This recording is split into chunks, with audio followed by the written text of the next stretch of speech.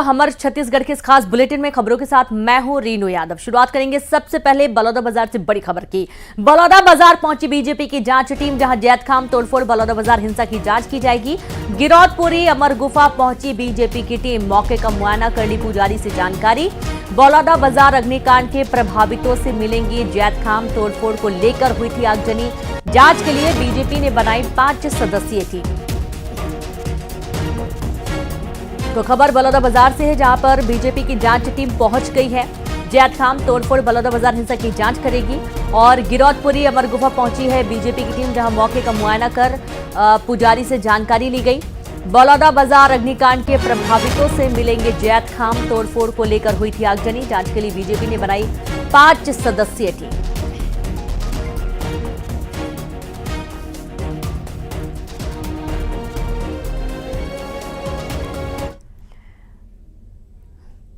तो एक खबर बलौदाबाजार से, जहां कांग्रेस पर बरसे दयाल दास। खाद्य मंत्री दयाल दास बघेल का बड़ा बयान, समाज को भड़काने का काम कर रही है कांग्रेस। 15,000 लोगों के खाने की व्यवस्था कांग्रेस ने की, समाज को भड़काने का षड्यंत्र कांग्रेस का है। देवेंद्र यादव का क्या सतनामी है? दयाल दास बघेल का ये बयान, बलौदाबाजार हिंसा को लेकर निशाना साधा गया कांग्रेस पर।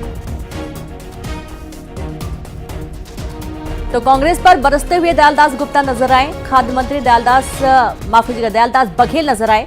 दयालदास बघेल का बड़ा बयान कि समाज को भड़काने का काम कर रही है कांग्रेस। 15,000 लोगों के खाने की व्यवस्था कांग्रेस ने की। मेन भूमिका तो कांग्रेसियों का है, समाज को बदनाम करने के लिए इन लोगों का षड्यंत्र है। आप सबको देख ही रहे हैं, 15,000 लोगों को भोजन का व्यवस्था, बस गाड़ी का व्यवस्था, और मंच में कौन बैठा वो भी दिख रहा है। देवेंद्र यादव क्या सतनामी है? वो भी दिख रहा है, और उसके साथ और कौन कौन है वो भी दिख रहा है। देवेंद्र यादव का खुला चैलेंज है, मंच की कोई फोटो दिखा दे जो हम दिखा देंगे, दिखाएंगे मंच का फोटो दिखाएंगे। तो सुना आपने, दयाल दास खाद्य मंत्री हैं दयाल दास बघेल, जिनका ये बड़ा बयान है कि 15,000 लोगों के भोजन की व्यवस्था, 10 वाहनों की व्यवस्था। वहीं दूसरी तरफ देवेंद्र यादव क्या सतनामी है? दयाल दास बघेल का ये बयान, बलौदाबाजार हिंसा को लेकर उन्होंने निशाना साधा और कांग्रेस पर निशाना साधते हुए नजर आए। हालांकि जब से बलौदाबाजार हिंसा भड़की है, उसके बाद से लगातार बीजेपी कांग्रेस पर निशाना साध रही है कि कांग्रेस ने ही इस हिंसा को जन्म दिया है और ये पूरा जो प्लान था ये कांग्रेस का ही बनाया हुआ था, और उसके बाद हिंसक झड़प हुई है।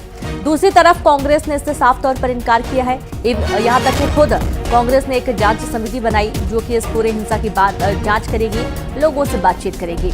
और ये आप देख रहे हैं तस्वीरों में, जब बलौदाबाजार बीजेपी की जांच टीम पहुंची जैतखाम तोड़फोड़ बलौदाबाजार हिंसा की जांच करने के लिए। गिरौदपुरी अमर गुफा भी पहुंची और ये अमर गुफा में जाकर भी जायजा लिया गया, पंडित से बातचीत की गई है, मौके का मुआयना कर पुजारी से जानकारी ली गई। बलौदाबाजार अग्निकांड के प्रभावितों से भी मिलेंगे। जैतखाम तोड़फोड़ को लेकर हुई थी आगजनी, जांच के लिए बीजेपी ने 5 सदस्यीय टीम बनाई थी। तो 5 सदस्यीय टीम पहुंची जांच करने के लिए। तो वहीं कांग्रेस पर दयाल दास बघेल, जो कि खाद्य मंत्री हैं, वे भड़कते हुए नजर आए हैं। दयाल दास बघेल का ये बड़ा बयान है कि समाज को भड़काने का काम कर रही है कांग्रेस। 15,000 लोगों के खाने की व्यवस्था कांग्रेस ने की, समाज को भड़काने का षड्यंत्र कांग्रेस का है। देवेंद्र यादव क्या सतनामी है? दयाल दास बघेल का ये बड़ा सवाल, बलौदाबाजार हिंसा को लेकर उन्होंने कांग्रेस पर निशाना साधा।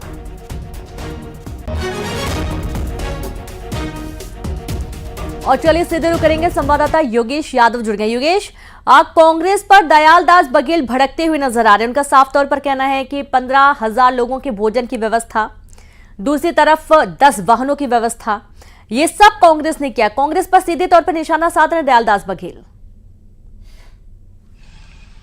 जी बिल्कुल, आपको बता दें कि जो मंत्री है भाजपा के, जो दयाल दास बघेल हैं, उन्होंने कांग्रेस पर निशाना साधते हुए कहा है कि सबसे पहले तो उन्होंने कहा है कि कांग्रेस के भड़काए हुए हिंसा है, और जो यहाँ पर 15,000 जो भोजन की व्यवस्था थी आखिर वो किसने करवाई थी। और रही बात देवेंद्र यादव भिलाई की, उनको लेकर भी उन्होंने निशाना साधते हुए कहा है कि क्या देवेंद्र यादव सतनामी है। मीडिया ने जब पूछा कि देवेंद्र यादव ओपन चैलेंज कर रहे हैं कि अगर मंच से कोई मेरी फोटो दिखा दे तो वो लोग जो बोलेंगे मैं करने को तैयार हूँ, लेकिन उसी पर मंत्री दयाल दास बघेल का बयान सामने आया है कि देवेंद्र यादव क्या सतनामी है। इन तमाम सवालों को लेकर भाजपा जो है वो कांग्रेस पर आरोप लगा रही है। आपको बता दी कांग्रेस की जांच दल समिति आई हुई थी और अब भाजपा की जांच दल जो समिति है 5 सदस्यीय समिति वो पहुंची थी, जिसमें दयाल दास मंत्री बघेल उनका बयान सामने आया। हालांकि कुछ देर बाद वो और चर्चा करेंगे, उसके बाद आगे की जानकारी कि उनकी जो जांच रिपोर्ट है उसमें क्या बयान सामने आता है। बिल्कुल, बहुत शुक्रिया आपका योगेश तमाम जानकारी के लिए। तो देखना होगा कि इस पर अभी और क्या कुछ पलटवार होता है, क्योंकि कांग्रेस पहले साफ कर चुकी है कि वो खुद इसका जांच करवाएगी कि आखिरकार ये हिंसक हुई कहां से है, हिंसक झड़प हुई कहां से है। जैत खान में तोड़फोड़ के बाद बलौदाबाजार में हुई हिंसा की जांच के लिए बीजेपी ने 5 सदस्यीय समिति बनाई, जिस पर कांग्रेस ने तंज कसा। कांग्रेस संचार प्रमुख सुशील आनंद शुक्ला ने कहा कि सत्ताधारी दल का जांच टीम बनाना हास्यास्पद है।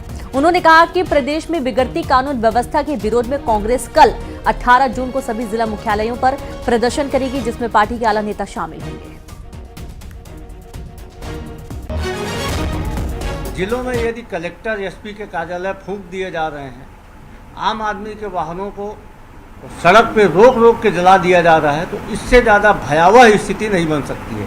इसके विरोध में, राज्य की बिगड़ती हुई कानून व्यवस्था के विरोध में कांग्रेस पार्टी ने यह निर्णय लिया है कि पूरे प्रदेश में एक दिन विरोध प्रदर्शन धरना आयोजित किया जाएगा। इसके लिए 18 तारीख को मंगलवार को प्रदेश के सभी जिला मुख्यालयों में धरना आयोजित किया जाएगा। सरकार में बैठे हुए लोग, गृह मंत्री, मुख्यमंत्री इतने सक्षम नहीं है कि उस घटना की निष्पक्ष जांच करवा पाएंगे। इसीलिए पार्टी ने अलग से जांच टीम बनाया है। हमने जांच टीम बनाया था, हम विपक्ष में हैं। यह हमारा दायित्व बनता है कि हम वहाँ की वस्तुस्थिति का पता करें।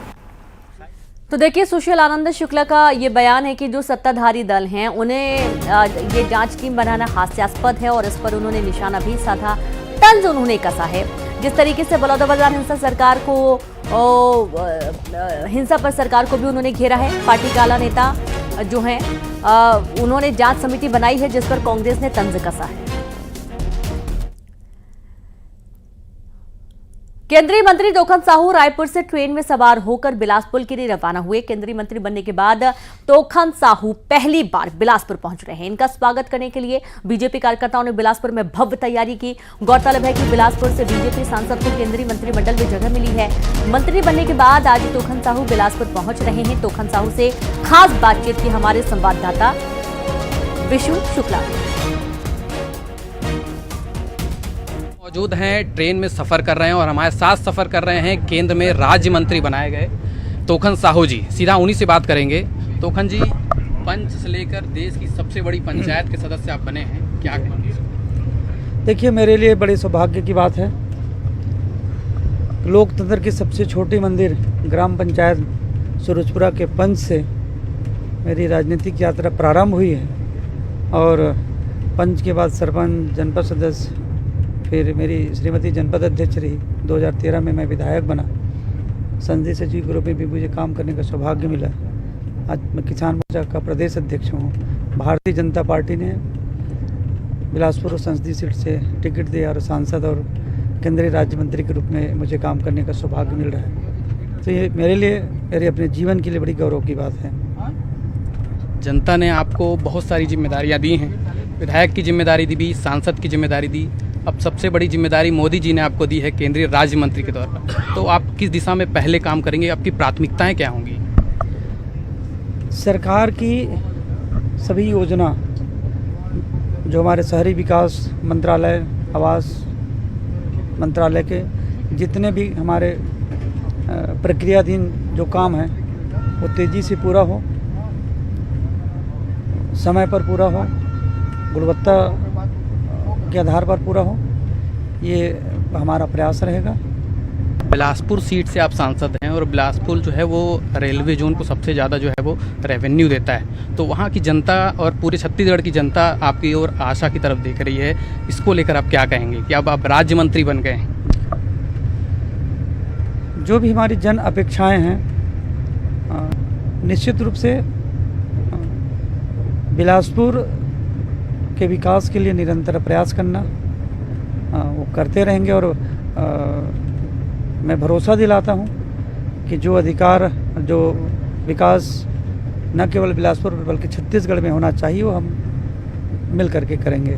तो ये थे हमारे साथ केंद्रीय राज्य मंत्री तोखन साहू जी, जिन्होंने बताया कि ट्रेन में सफ़र करके उन्हें काफ़ी खुशी हो रही है और केंद्र में राज्य मंत्री बनने के बाद वो पहली बार अभी बिलासपुर जा रहे हैं। कैमरा पर्सन नवीन के साथ विश्व शुक्ला, न्यूज़ 18 छत्तीसगढ़, रायपुर। छत्तीसगढ़ में विधानसभा और लोकसभा चुनाव पूरा होने के बाद अब नवंबर-दिसंबर 2024 में नगरीय निकाय के चुनाव होने हैं और इसके पहले राज्य सरकार ने अगले चुनाव में नियमों में बड़े बदलाव के संकेत दिए हैं, जिसके तहत छत्तीसगढ़ में प्रत्यक्ष प्रणाली से निकाय चुनाव कराए जा सकते हैं। महापौर चुनने का अधिकार एक बार फिर जनता को दिया जा सकता है। गौरतलब है कि 5 साल पहले भूपेश बघेल की सरकार ने पार्षदों को महापौर चुनने का अधिकार दिया था। रविवार को रायपुर में हुई बीजेपी विधायक दल की बैठक में इस मुद्दे पर चर्चा हुई और इस दौरान ज्यादातर विधायकों ने प्रत्यक्ष प्रणाली से चुनाव कराने का सहमति जताई और इसके लिए सभी वर्गों से सुझाव लेने के लिए जल्द समिति बनाई जा सकती है।